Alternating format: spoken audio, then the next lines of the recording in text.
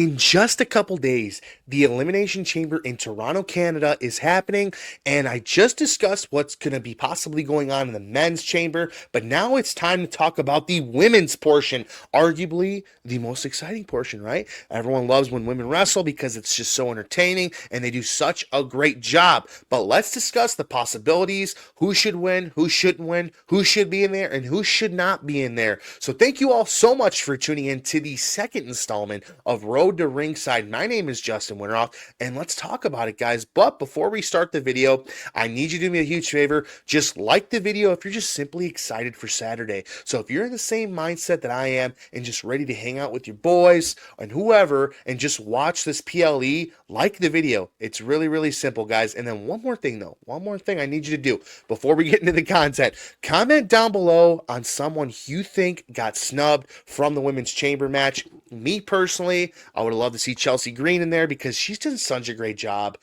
this last year, and I really, really am happy that she is holding a title currently. So let me know if you agree with me down below or someone else that you think is completely slept on.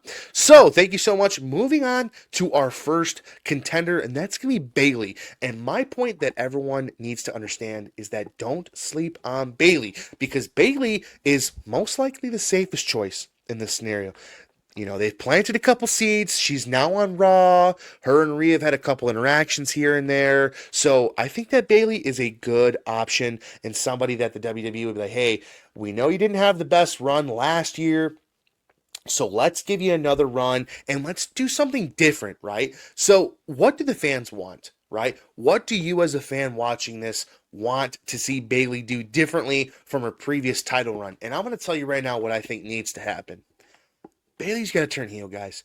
Bayley's got to turn into a sadistic, terrible person in order for this title run to be believable. And it's unfortunate because she's just such a lovable character in the WWE universe. I think she's a phenomenal wrestler. She's phenomenal on the mic, but for some reason, I just don't think she's getting over. And I think the way for her to do that is to become a heel. So I don't know. Let me know what you think on that. That's my prediction on Bayley. And if she does win, there's going to be some definite changes. Now, moving on to number 2 contestant, that is going to be Roxanne Perez. So let me just start off by saying this. I listen to Roxanne Perez on a podcast I love listening to, and she has been training for the WWE since she was 15 down in Texas, and she has just, I mean, dude, she is a workhorse, ultimately. She has done such great stuff in the ring and also on the mic. She is a big, big heel right now in NXT, and she's getting her chance in the big leagues, just like Tiffany Stratton did last year. Well, and let's look at Tiffany Stratton right now. She's holding the women's title on the SmackDown brand. So I think this is something that Roxanne is definitely getting, prepared for. I think that they see a big future for her. I think she's greatness in a bottle, ultimately. I think that she's somebody that can do really, really good. She's got both capabilities on the mic and in the ring. But the real question here, guys, is can she compete against Rhea Ripley, who at one point in time was just like her? She was the selected one. She was the prodigy, as they call Roxanne. And I don't know, man. I don't think physically there's even a contest between Roxanne and Rhea. If Roxanne's going to win, she's going to have to be agile and really outsmart Rhea in the ring, which I think is a definite possibility. I'm just going to be honest here, guys. I don't think it's quite her time yet. But if they were to throw something on her like Money in the Bank, I wouldn't hate it because of how talented she is. And if you don't know who Roxanne Perez is, guys, please go on YouTube, type in Roxanne Perez highlights on NXT. She is a true, true contender. So moving on to our next person, this is going to be Alexa Bliss. So, I mean, that Royal Rumble pop she got was arguably probably the biggest of the night. That was really cool to see, and I think that she's somebody that we cannot sleep on. This is a possibility for her, and she's obviously proven back in the day, COVID times, especially with Bray Wyatt, rest in peace, which she showed that she's able to carry this company on her back, and she's just a really creative mind. So I think this would be a surprise factor, and I think a win here would create chaos, but in a good way. I don't think it would be a negative thing if she she won, because I personally wouldn't mind seeing Alexa Bliss versus Rhea Ripley. Like, I saw Alexa Bliss get RKO'd by Randy Orton, so I think she can handle a riptide by Rhea Ripley if it came down to that. The real question here is this good or bad, right? Is this a good or bad storyline that's going to result from this? I think that this is something that's going to end up being, if she wins a chamber, I don't think she takes the title off of Rhea. And I would really, really, I think everyone wants to see her get involved with the Wyatt Six. We have not seen the Wyatt Six in quite some time, and I think there's a reason for this, because I think there's going to be an ultimate reunion with Alexa Bliss, and then something cool is going to happen from that. She's just not quite ready to hold the women's title, and that's fine. But she is somebody that we need to watch out for in the next year or so, because she is somebody who is more than capable of carrying the company on her back. All right, moving on to my personal safe pick is going to be Liv Morgan. And the reason for that is because obviously there's a history with Rhea, right? There's literally a whole year or more history with Rhea, and I would be personally annoyed with this option because I've already seen this happen a dozen times, and it's something that we don't want to see again, especially at WrestleMania. But with that being said, it would be the cherry on top to the feud, and it would completely end it for good. So if this happens, I'm not going to hate it that much. I'll just simply be annoyed. And I'm sure everyone will, agree with me that that's going to be the case. But here's the real question. So if Liv and Rhea go against each other at WrestleMania, and they decide to put the title on Liv, can she be more than Rhea's nemesis, right? What kind of storylines is she going to be involved in? And here's a crazy one, guys. Why not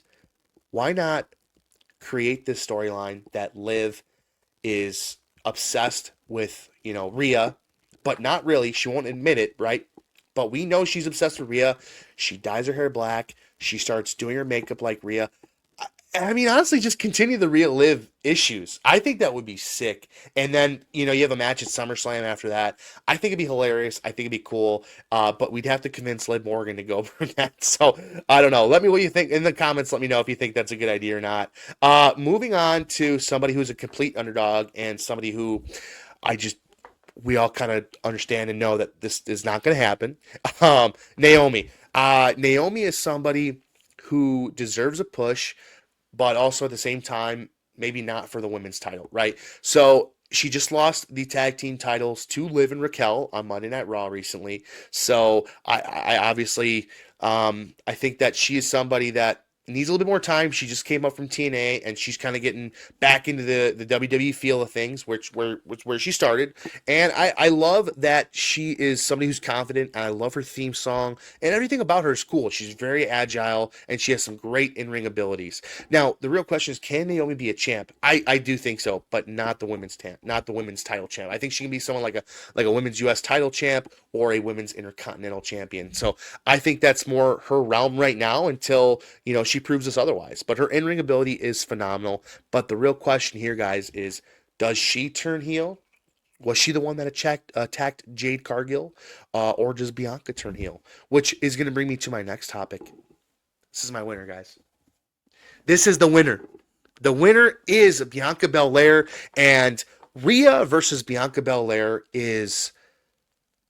it's night 2 main event stuff. I mean, this is something that you cannot miss. You are missing 2 strong women going against one another, and I would just love absolutely nothing more than to see this. I've been the first time I saw Rhea Ripley on TV, which was in 2022 at WrestleMania 39, I looked over at my girlfriend and I said, listen, I don't know if you know who Bianca Belair is. She's like, I don't, which we got introduced to at the same time.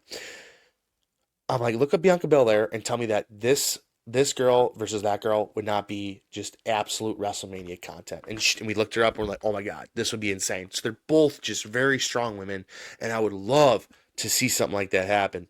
And obviously Bianca held the title, and then IYO SKY took it off of her, which was, I was actually there, right? I was actually at SummerSlam in Detroit when that happened. That was a really, really cool moment. I'll never forget it. It was amazing. So she understands how to be a champion, and she also understands what it means to hold that title. It's a very, very big honor, and the company trusts you 100%, and they're giving everything that they have into you. And the real question is, what kind of storylines are we going to be seeing with that? And the real question on top of that, Jade Cargill. Does Jade Cargill come back and interfere in the Elimination Chamber? Possibly screw over Naomi, possibly screw over Bianca. Does Jade turn heel? Does Naomi turn heel? Does Bianca turn heel? Who freaking knows? That's the best part about it, guys, is that Saturday we have absolutely no clue what is going to happen. So my pick for the women's chamber match is going to be Bianca Belair. And that goes into my overall thoughts. And the only person that Rhea Ripley can genuinely drop this title to is Bianca Belair. Right. So if Bianca Belair and Rhea Ripley end up headlining WrestleMania one night out of the two, it's going to be Bianca who wins that. I have absolutely no doubt in my mind. And I think that it's something that is needed in this company because Bianca Belair is somebody who is very, very understanding. And they obviously have some storylines in place for her. Like this whole Jade Cargill situation is not a fluke. It's something that they've had planned. And if they're going to put the title on anybody, they're going to put it on Bianca and they're going to have Bianca versus Jade. And I'm so here for it. I'm so here for it. Now, the understanding I have is, you know, Rhea most likely is going to retain at WrestleMania. And again, my pick, the only person that could take the title off of her is Bianca.